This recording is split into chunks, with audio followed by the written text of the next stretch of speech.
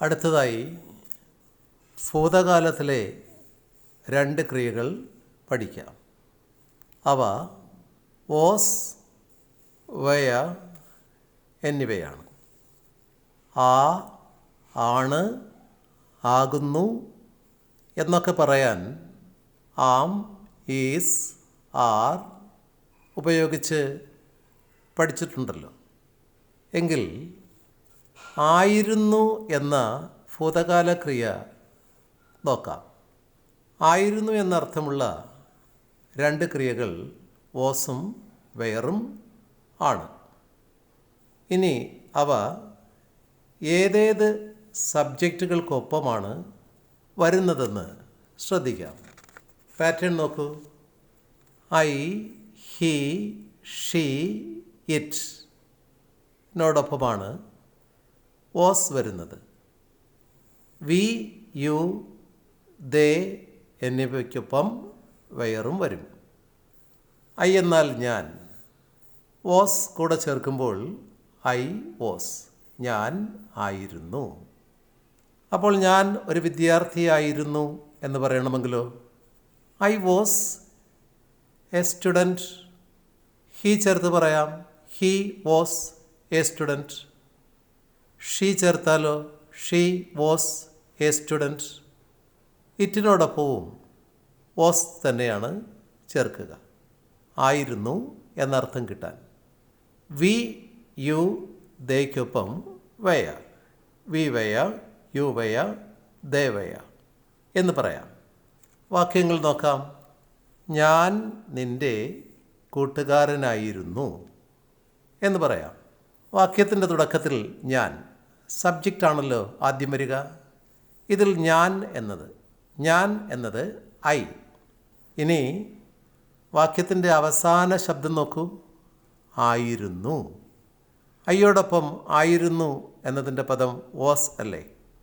അപ്പോൾ I was. ഇനി subject കഴിഞ്ഞ് നിൽക്കുന്ന കാര്യം നോക്കൂ, നിൻ്റെ കൂട്ടുകാരൻ. സബ്ജക്റ്റിന് തുടർന്ന് വരുന്ന കാര്യമാണ് ഇനി ചേർക്കേണ്ടത്. നിൻ്റെ എന്ന വാക്ക് യുവ, കൂട്ടുകാരൻ ഫ്രണ്ട്. അപ്പോൾ ഐ വാസ് യുവർ ഫ്രണ്ട്. ഇനി നെഗറ്റീവ് സ്റ്റേറ്റ്മെൻറ്റ് നോക്കാം. ഞാൻ നിൻ്റെ കൂട്ടുകാരനായിരുന്നില്ല. ഇല്ല എന്ന് വന്നില്ലേ? ക്രിയയോടൊപ്പം നോട്ട് ചേർത്താൽ മതി. I was not your friend. ഞാൻ നിൻ്റെ കൂട്ടുകാരനായിരുന്നോ? ചോദ്യരൂപമാണ്. ചോദ്യരൂപമുണ്ടാക്കാൻ സഹായക ക്രിയകൾ ആദ്യം നിന്നാൽ മതി എന്ന് നമ്മൾ പലതവണ പഠിച്ചിട്ടുണ്ട്. വാസും വെയറും ആം, ഈസ്, ആറിനെ പോലെ തന്നെ സഹായക ക്രിയകളാണ്. ഞാൻ നിൻ്റെ കൂട്ടുകാരനായിരുന്നോ? അവസാന ശബ്ദം ആയിരുന്നോ എന്നല്ലേ? സബ്ജക്റ്റ് ഞാൻ. ഞാൻ എന്നാൽ ഐ. ഐയോടൊപ്പം വാസാണെന്ന് കണ്ടല്ലോ. ഇത് തിരിച്ചിടുക, വാസ് ഐ എന്ന് വരണം. അപ്പോൾ സഹായക ക്രിയ ആദ്യം നിന്നു. Was I your friend. ഞാൻ നിൻ്റെ കൂട്ടുകാരനായിരുന്നില്ലേ? നെഗറ്റീവാണ്, ഇൻട്രോഗേറ്റീവാണ്, ചോദ്യരൂപമാണ്. ചോദ്യരൂപമുണ്ടാക്കാൻ സഹായക ക്രിയ ആദ്യം തന്നെയാണ്.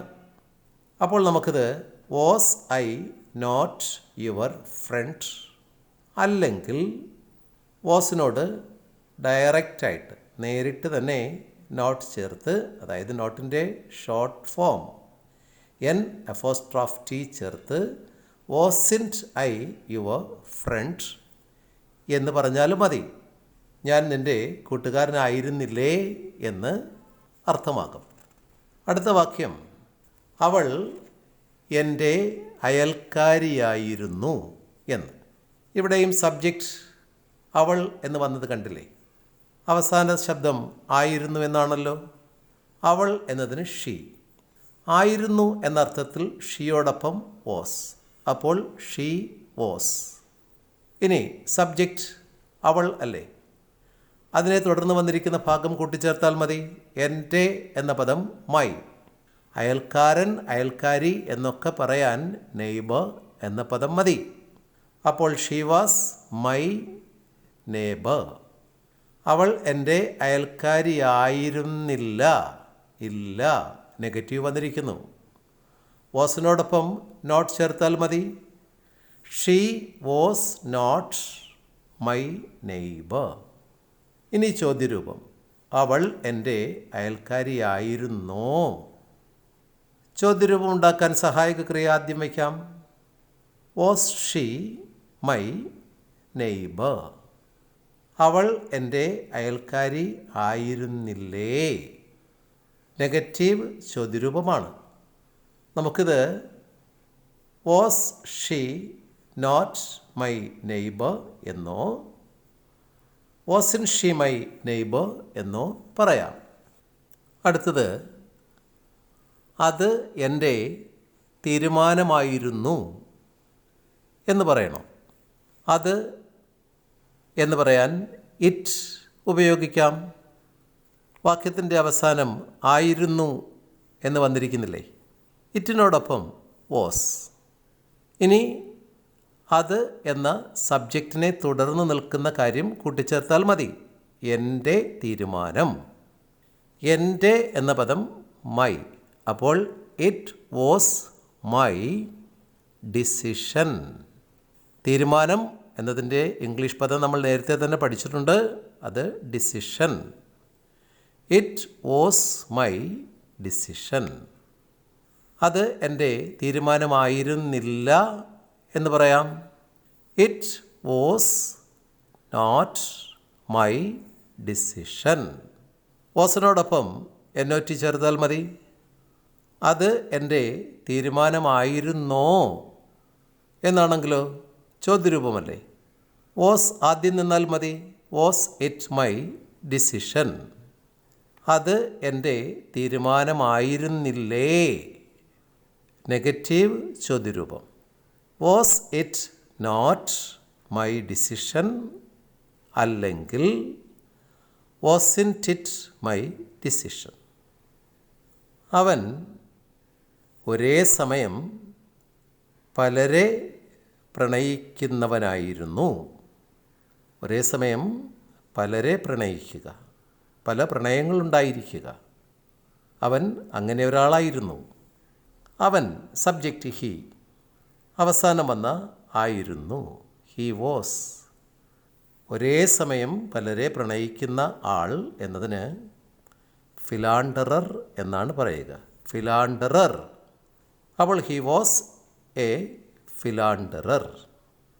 ഇനി ഒരേ സമയം പലരെ പ്രണയിക്കുന്ന ആളായിരുന്നില്ല എന്നാണ് പറയുന്നതെങ്കിൽ he was not a philanderer. ആയിരുന്നോ എന്ന് ചോദിച്ചാലോ? Was he a ഫിലാണ്ടറർ?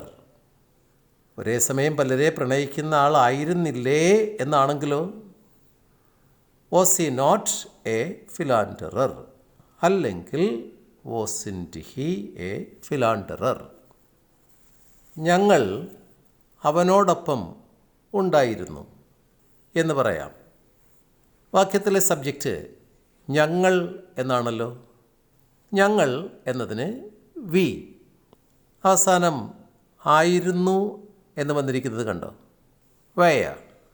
V U ദേയ്ക്കൊപ്പം വയ ആണല്ലോ വരിക. വി വയ.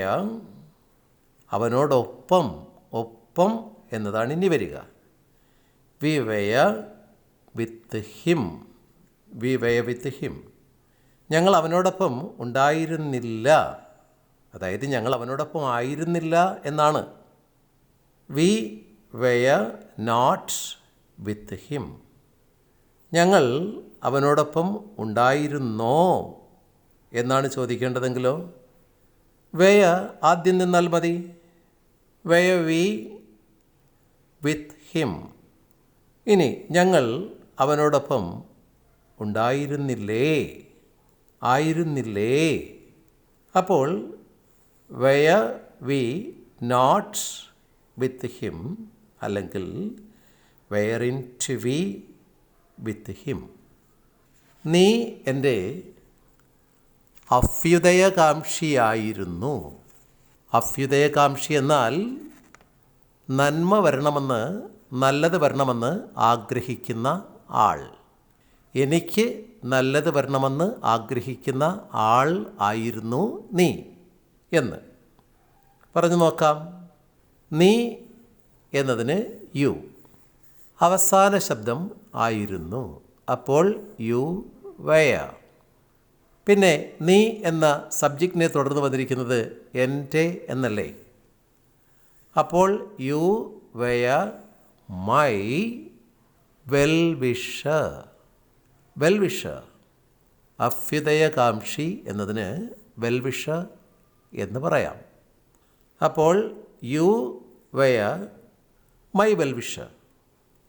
നീ എൻ്റെ അഭ്യുദയകാംക്ഷി ആയിരുന്നില്ല എന്ന് പറയുമ്പോൾ you were not my well wisher. നീ എൻ്റെ അഭ്യുദയകാംക്ഷി ആയിരുന്നോ എന്നാണെങ്കിലോ സഹായക ക്രിയ ആദ്യം നിന്നാൽ മതി. എഴുതുമ്പോഴും പറയുമ്പോഴും അങ്ങനെ തന്നെയാണ് നിയമം. അപ്പോൾ were you my well wisher.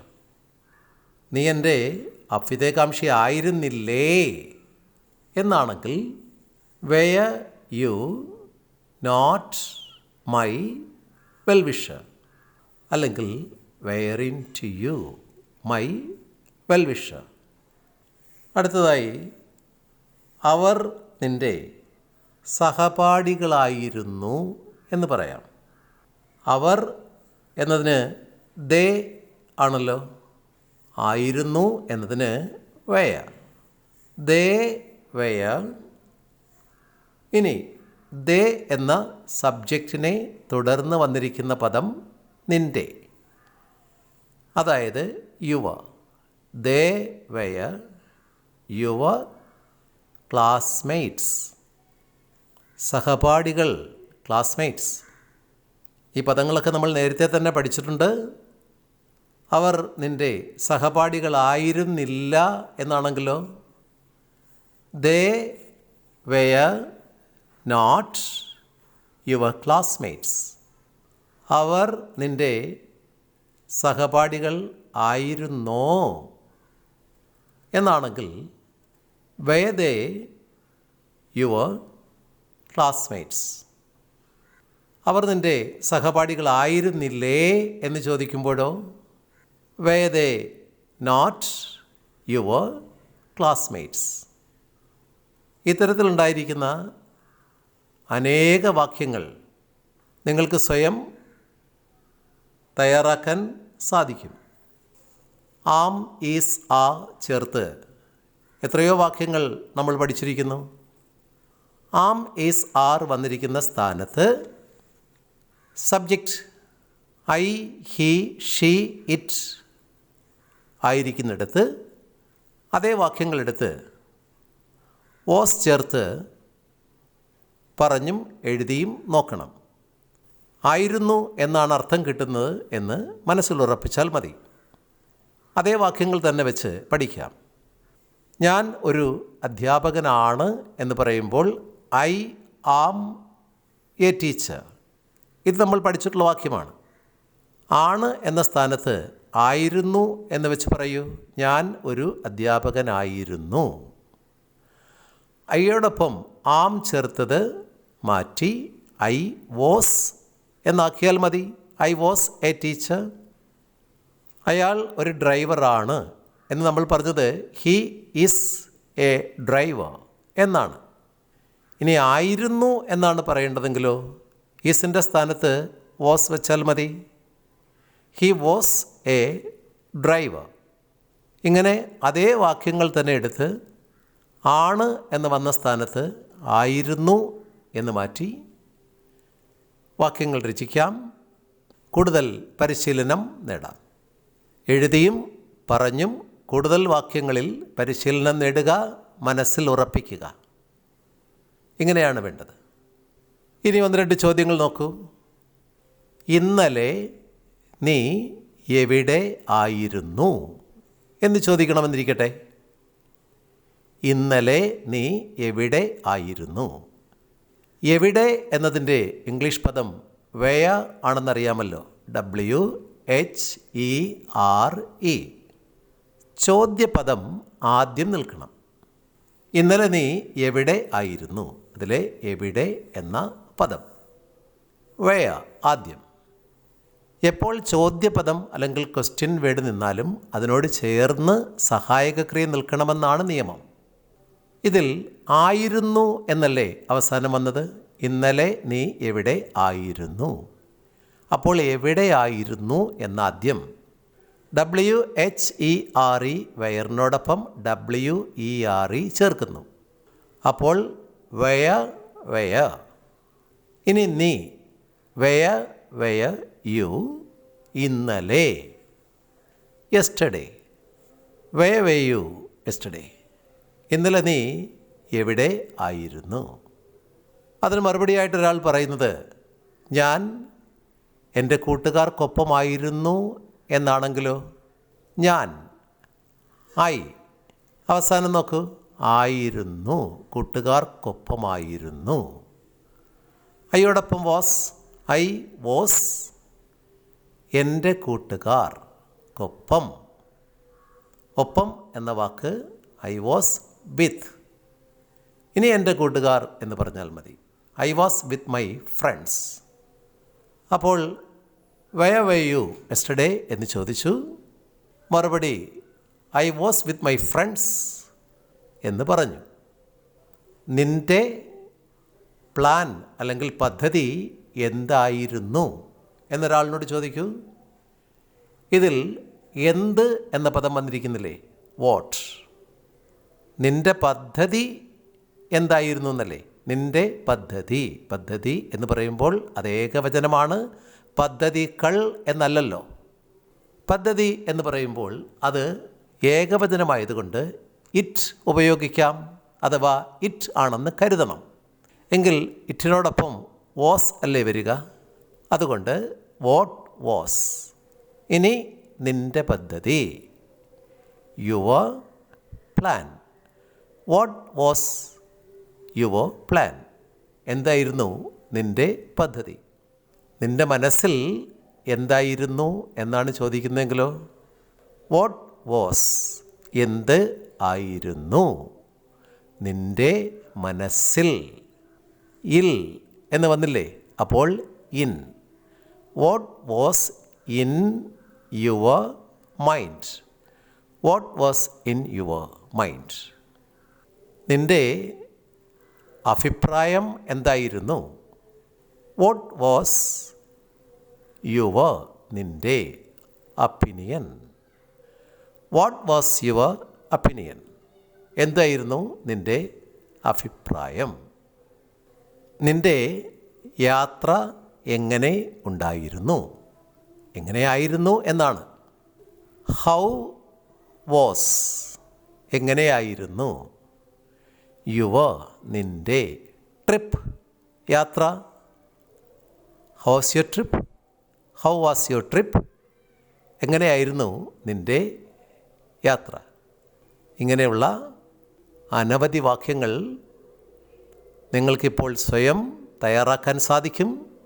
അതിന് വേണ്ടത്ര പദങ്ങൾ നമ്മൾ പഠിച്ചിട്ടുണ്ട്. മറ്റു വാക്യങ്ങളിൽ ചെറിയ ചില മാറ്റങ്ങൾ വരുത്തി അവസാന ഭാഗത്ത് ആയിരുന്നു എന്ന് ചേർത്ത് ആ വാക്യങ്ങൾ വീണ്ടും പറയുകയും എഴുതുകയും ചെയ്തു നോക്കുക. നിരന്തരമായ പരിശീലനത്തിലൂടെ നമുക്കിത് നന്നായി മനസ്സിലാക്കാൻ കഴിയുന്ന കാര്യം തന്നെയാണ്. ശേഷം അടുത്ത ക്ലാസ്സിൽ